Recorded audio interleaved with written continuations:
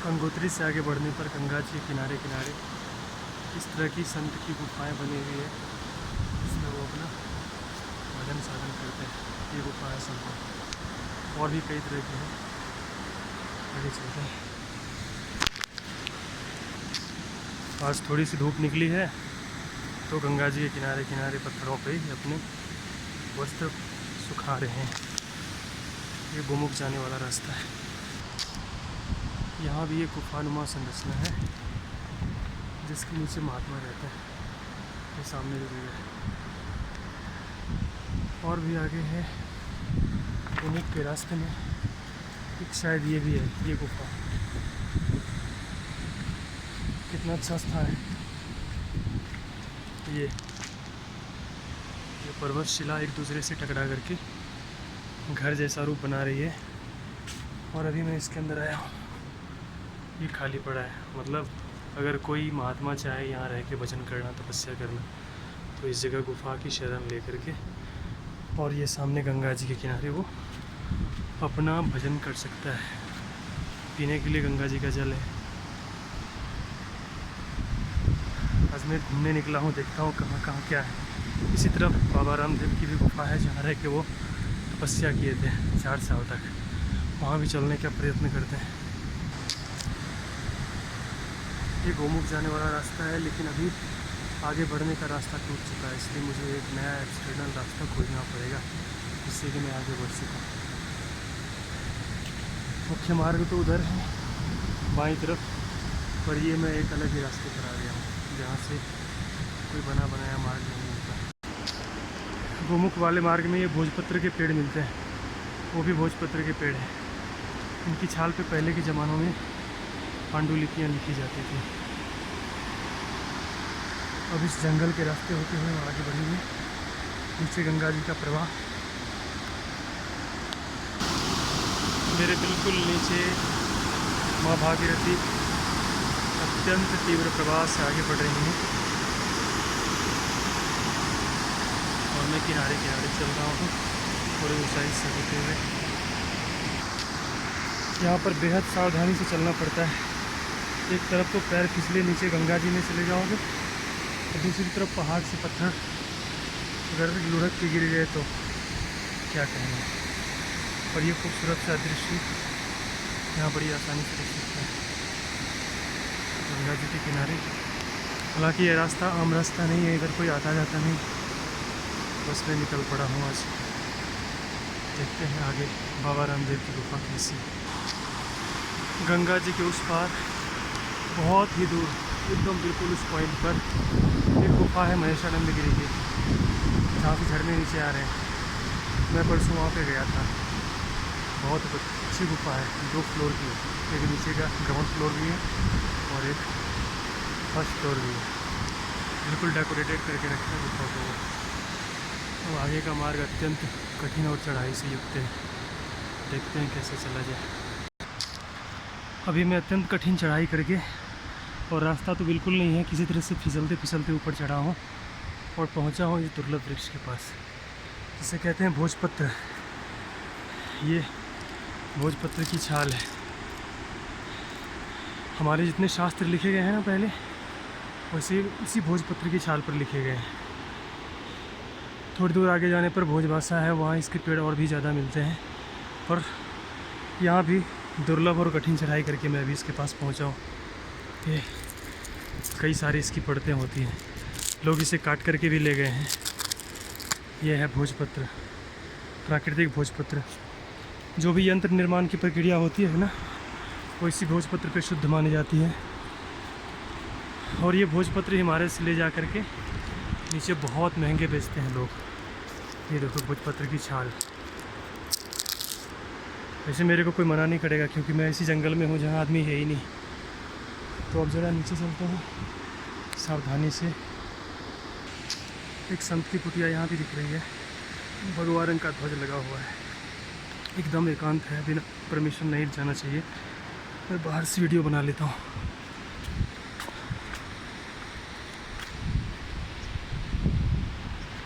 ये गुफा के नीचे संत भगवान की कुटिया है। गंगा जी किनारे राधे श्याम। देखो गंगा किनारे कैसे महात्मा रहते हैं। खुले आसमान के नीचे इनका सारा काम होता है, कपड़ा सुखाते हैं और जब बारिश होती है या बर्फ़ गिरने लगती है तो गुफा में चले जाते हैं, अपना भजन साधन करते हैं। एक हमारे महाराज जी की गुफा यहाँ पे है। ये पत्थर की विशाल शिला और इसके नीचे थोड़ी सी जगह है, इसमें महात्मा जी। महाराज जी आप तो सर्दियों में भी यही रहते होंगे? सर्दियों में भी रहते होंगे यहाँ पे? ये गुफा सर्दी में यहाँ पे -25 डिग्री टेम्परेचर रहता है, फिर भी यहाँ पे साधु तपस्या करते हैं।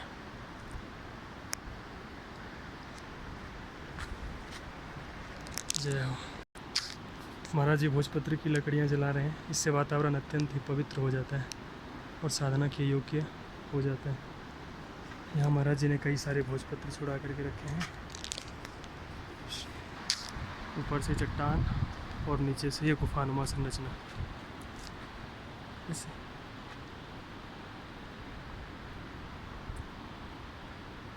ये हिमालय की गुफाएं हैं। इस पर्वतशिला के नीचे एक महात्मा की और गुफा है। ये खाली है लगता है।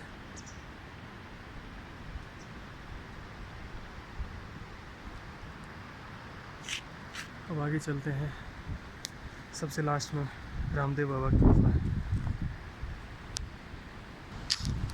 यही गुफा है बाबा रामदेव की, जहाँ 4 वर्ष रह करके उन्होंने कठिन साधना की थी। ये ऊपर से पत्थर की विशाल शिला लटक गई है और उसमें उन्होंने कुछ सीमेंट का कंस्ट्रक्शन बनवा करके और यहाँ रह के साधना करी थी। अब इसमें दूसरे कोई महात्मा रह रहे हैं। ये अभी शायद महात्मा जी गए हुए हैं, इसीलिए ये स्थान खाली पड़ा है।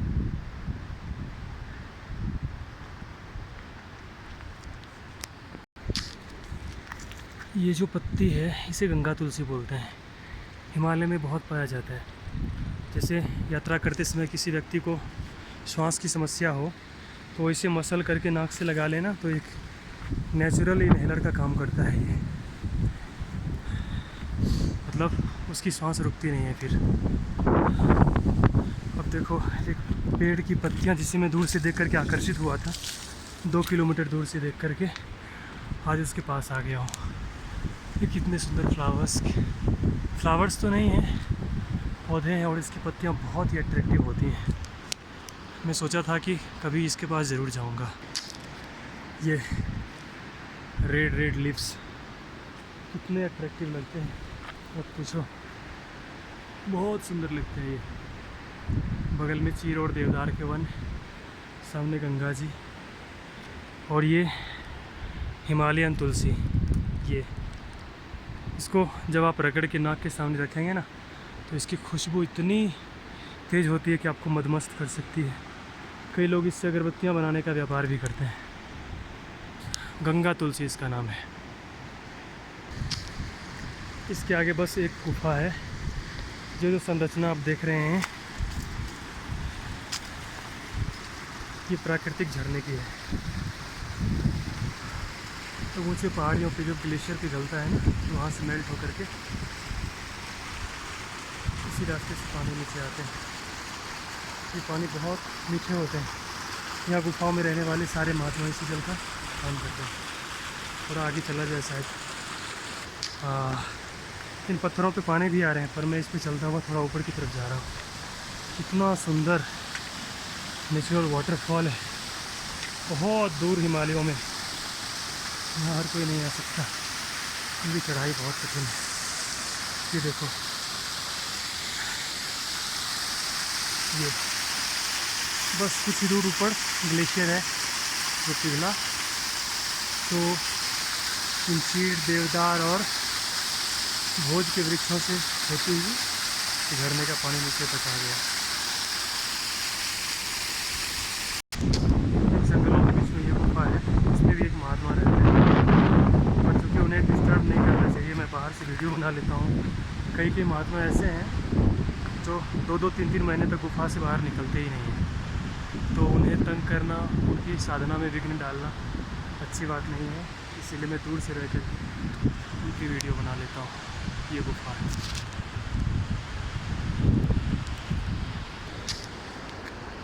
ये देखो एक नए प्रकार के फल हैं, मैं इसका नाम नहीं जानता, जंगलों में पाए जाते हैं बहुत, शायद महात्मा इसे भी खाते होंगे। पहाड़ों पे चलते समय प्लास्टिक या छतरी अवश्य होना चाहिए, कभी भी बारिश हो सकती है, पर मेरे पास कुछ नहीं है क्योंकि मैं जानता हूँ यहाँ पे इतने सारे गुफाएं हैं, किसी में भी चला जाऊँगा, कोई प्रॉब्लम नहीं है। गंगा जी के किनारे थोड़ा सा समतल मैदानी क्षेत्र जैसा दिख रहा है। आज 26 सितंबर है, लेकिन पहाड़ों पे नज़दीक में भी बर्फ़ जमने लग गया है चोटियों पे। ये घनघोर जंगल है, इन जंगलों में हज़ारों प्रकार की जड़ी बूटियाँ होती हैं और इन्हीं जड़ी बूटियों से होकर के तो गंगा जी निकलती हैं। इसीलिए तो विश्व भर के वैज्ञानिक शोध करके हैरान हैं कि दुनिया के सारे नदियों का जल सड़ता है, उसमें कीड़े लगते हैं, पर गंगा नदी का जल क्यों नहीं सड़ता, उसमें कीड़े क्यों नहीं लगते? इसका एक तो मुख्य कारण है कि ये कोई सामान्य नदी है नहीं, देव नदी है, और प्राकृतिक तौर पे बताया जाए तो इसमें इतने जड़ी बूटियाँ घुले रहते हैं कि उसके प्रभाव से यह जल अपने आप में अत्यंत शक्तियुक्त हो जाता है। देखो सामने गंगा जी नीचे बह रही हैं।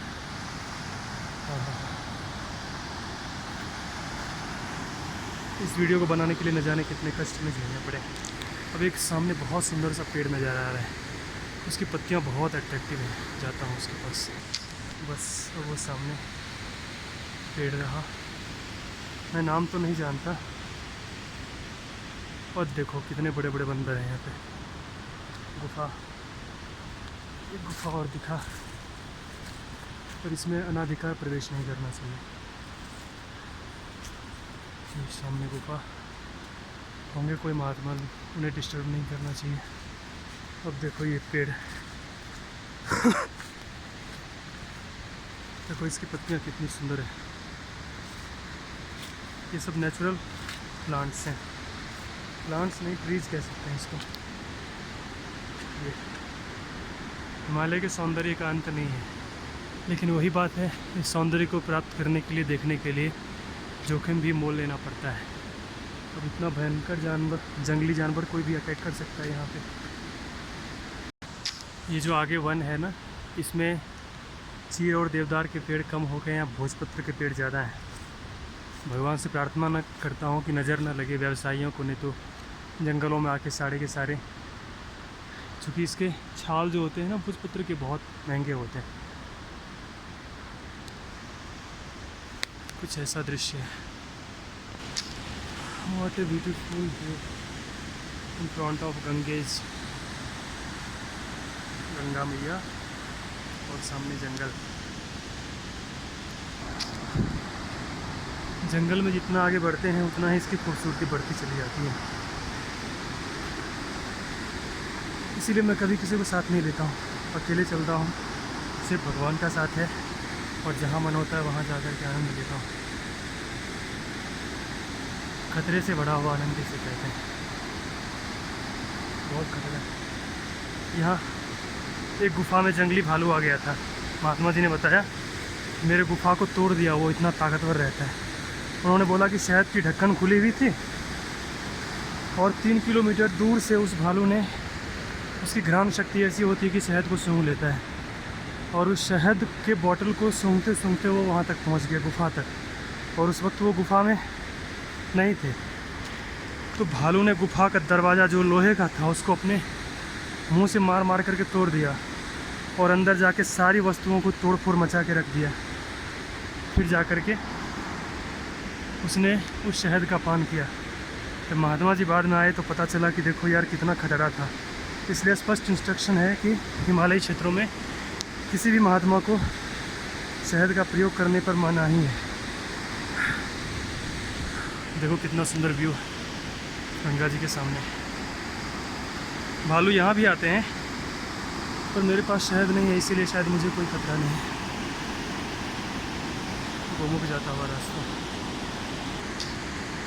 अभी मैं जिस पत्थर पे खड़ा हूँ उसके नीचे से झरने का पानी जा रहा है, बहुत अच्छे से इसकी आवाज़ आ रही है।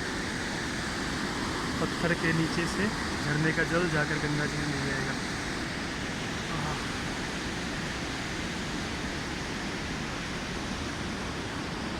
अब वापस लौटता हूँ, बहुत दूर आ गया। इन दृश्यों को तो शायद कभी नहीं भूलूंगा, कितना सुंदर लगता है।